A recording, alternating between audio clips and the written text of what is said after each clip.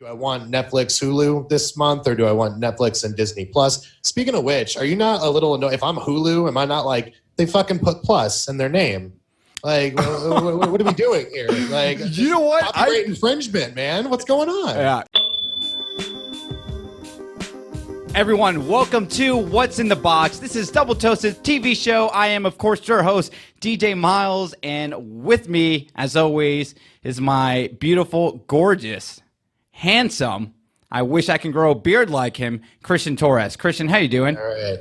I'm not susceptible to flattery, you fuck, but I will say thank you. So let's go ahead, Christian, and talk about the first story we have here, and that is Disney Service. Disney Service streaming is finally announced, and now we know what it's called. It's called Disney Plus.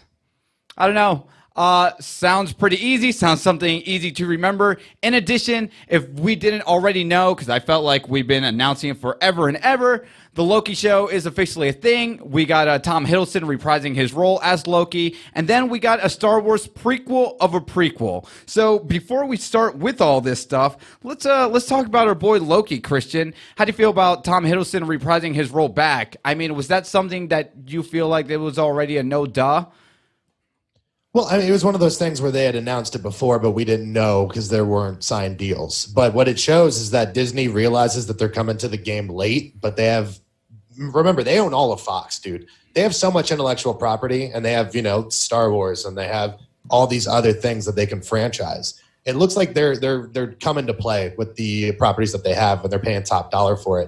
And it's going to be really interesting, man, because sometime next year you're going to have to make that decision, like, do I want Netflix, Hulu this month, or do I want Netflix and Disney Plus? Speaking of which, are you not a little annoyed? If I'm Hulu, am I not like, they fucking put plus in their name? Like, what are we doing here? Like, you know what? Copyright infringement, man. What's going on? Yeah, I did not even think about that. Wow, I don't know why that flew in over my head. Yeah, if I'm Hulu, I'm like, yo, Tom, you see this shit? You see this? Look at this shit. What the fuck? Oh, well, they didn't put plus. It's just the symbol of plus. That's the same fucking thing. Come on, man. Yeah. It's copyright infringement. I'm annoyed on behalf of Hulu. Oh, my God. That, dude. I mean, look, it's exciting news, obviously, right? Mm-hmm. Like, dude, they need to jump into a market share where it's increasingly competitive, increasingly crowded. How do you do that? By getting the people that you watched in the movies doing exclusive fucking content. And it's amazing, dude. Like, I'm excited about it, but I feel like it's people buying a championship. You know how people hate the Yankees because they can pay for their championships? Yeah. It seems like that's what Disney's doing. Like, they just have the money to go into a marketplace and put the other people in a bad position. Mm-hmm. What do you think? No, absolutely. And that's the thing. Listen, Disney has a shit ton of money. Hold on, let me adjust this volume here. Disney has so much money. There was even already reports saying with the Loki stuff in production that is coming out that they are dropping as much money rivaling on what a Marvel studio film might actually cost for this. Now, it comes as no surprise that, of course, they would do something like this because you're right.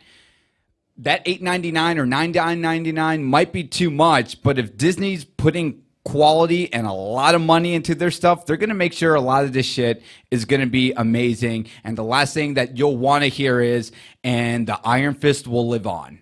They're not trying to do that shit with their service, so they want their stuff to be 100%. They want to make it look really good. They want to make it look just as sharp. And that leads us into the following story that I have here. So Diego Luna is now reprising his role again from the Star Wars prequel Rogue One. It's going to be a live action TV series, obviously. And they have said here, Christian, that it's going to be a rousing spy thriller.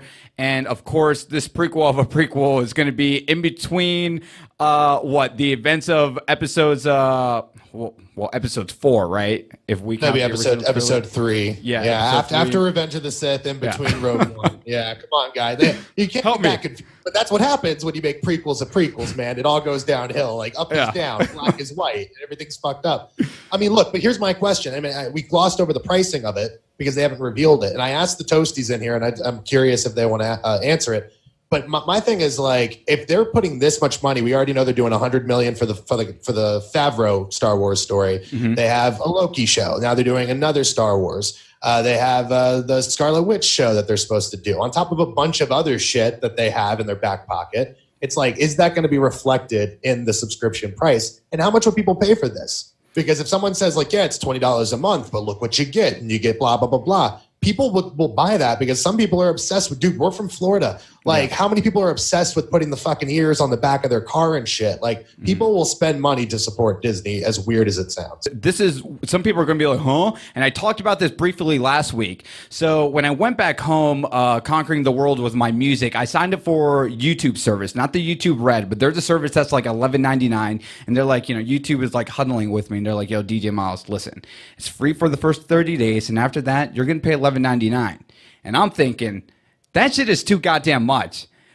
But let me tell you, and again, it's so far, it's still currently free, so I'm not complaining that much.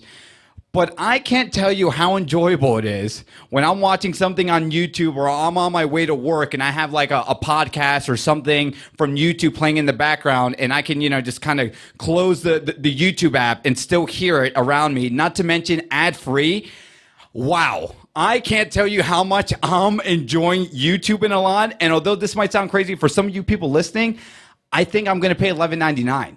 I think I got no problem paying for that, because that convenience for me and that luxury of ad-free, oh my God. I can't tell you how much my hairline stopped receding now because I don't have to worry about fucking ads on YouTube. It's amazing. So if you say $20 for Disney might be too much, some people, like you were saying, Christian, you're right. $20, that shit ain't nothing. You know what? I cannot go to Starbucks for a week, and there's my $20 right there. What do you think? No, I mean, you're right. And listen, I'll make this a personal story.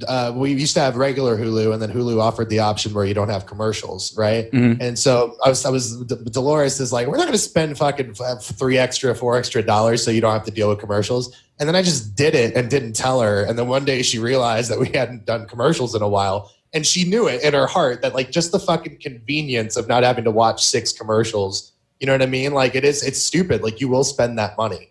And so to that end, I think people will spend a lot of money, man. Yeah. To the Diego Luna end, I think it's great, man. I think it's great that he's getting work. And the next story we're going to talk about has a minute. But he's a really solid actor. I like that they're going to tell more of that story. Is it confusing? Sure. Is it reaching a point where we're over-franchising Star Wars? Probably. But, you know, there are worse projects with worser actors, right? So I'll take what I can get, man. Your final thoughts on the Diego Luna of it all? Yeah, I mean, here's the thing. It's a prequel of a prequel, and I'm going to just echo everything you just said. So to add to that, listen, Star Wars have always been one of those properties that like, hey, you know, we get the trilogy of this ongoing adventure of, you know, whoever it is, right? But now if we can do hour solid episodes or even hell 30-minute episodes, and what if we get 10 episodes? I mean, ultimately, if you do the math, that still runs out to be minimum, you know, 4 to 6 hours somewhere in there, right? They're 30 minutes or an hour block, you know, all that stuff.